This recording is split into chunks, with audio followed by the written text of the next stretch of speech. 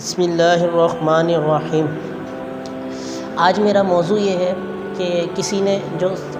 سوال کیا ہے کہ بتائیں جب بندے کے پاس کوئی بھی رستہ نہ ہو، مطلب جب بندے کے پاس مشکلیں ہوں اور وہ پریشان ہو تو اس کو کیا کرنا چاہیے، اس حالات کے اندر وہ کیا کرے، کس کے پاس جائے۔ تو ہمیشہ یاد رکھیں جب ایسے حالات ہوں کہ چاروں طرف سے آپ کے راستے بند ہو جائیں اور آپ کو سمجھ میں نہ آ رہا ہو کہ کیا کرنا چاہیے اور میں کیا کروں، تو آپ ایسے حالات کے اندر غور سے ان لوگوں کو سنیں جو آپ کو مشورے دے رہے ہیں، ان لوگوں کو سنیں جو آپ کو اچھے مشورے دے رہے ہیں، آپ کو گائیڈ کر رہے ہیں۔ جس کا مشورہ آپ کو اچھا لگے اس مشورے پہ عمل کریں، اور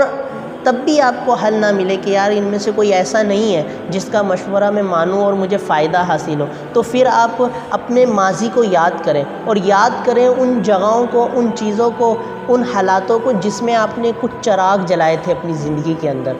کیا ہے کہ آپ نے جو شمعیں پہلے روشن کی تھی نا، آج وہ چراغ بن گئے۔ جب آپ دیکھیں گے نا ان کو کہ وہ چراغ بن گئے، تو آپ پھر جب پچھلی چیزوں کو دیکھیں گے تو آگے والا وقت گزارنا آپ کے لیے آسان ہو جائے گا۔ پھر آپ سمجھ جائیں گے اس چیز کو کہ یار یہ تو کوئی مشکل والی بات ہی نہیں ہے، یہ تو کوئی بات ہی نہیں ہے، یہ تو آسان ہے میرے لیے۔ مشکل آئی ہے تو کیا ہوا، میں نے ماضی میں اتنے بڑے بڑے کام کر دیے، ماضی میں نے اتنا کچھ کیا تھا، تو یہ میرے مستقبل کے لیے میں کیوں نہیں کر سکتا۔ کیونکہ جو بندہ مشکلات برداشت کر کے آتا ہے اس کے لیے آگے پریشانی کا حل نکالنا کوئی مشکل نہیں ہوتا۔ اس لیے جب بھی پریشانی آئے، جب بھی مسئلہ ہو آپ کو، تو آپ اپنے پچھلے کو یاد کریں اور ایسے لوگوں سے بچیں جو آپ کو پریشان کرتے ہیں یا آپ کو تنگ کرتے ہیں اور آپ کی پریشانی کو بڑھا دیتے ہیں، ٹھیک ہے۔ اور پھر جب ایسی مشکلات آتی ہیں کہ آپ پریشان ہوتے ہیں اور آپ کو کچھ سمجھ میں نہیں آتا، تو یاد رکھیں جب بھی پریشانی آئے تو حضرت علی کا یہ قول یاد رکھیں۔ حضرت علی بڑی پیاری بات فرماتے ہیں،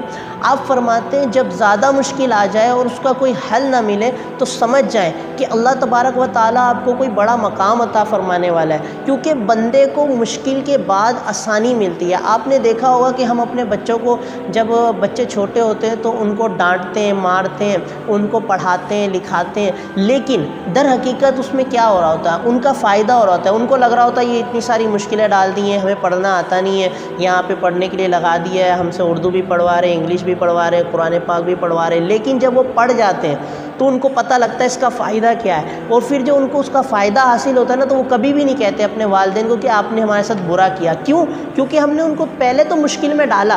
ٹھیک ہے نا۔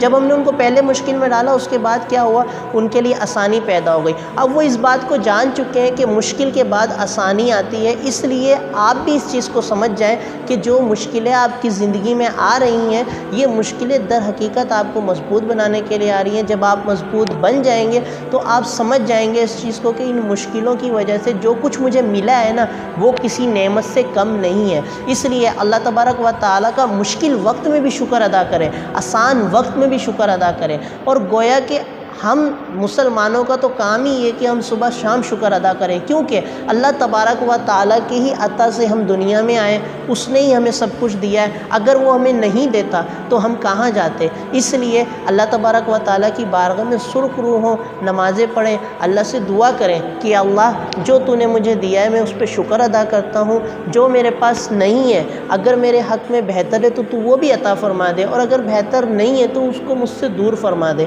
اللہ نے چاہا تو آپ دنیا اور آخرت کی اچھی اور بھلائیاں دیکھیں گے۔ اللہ نے چاہا تو ہم دوبارہ ملیں۔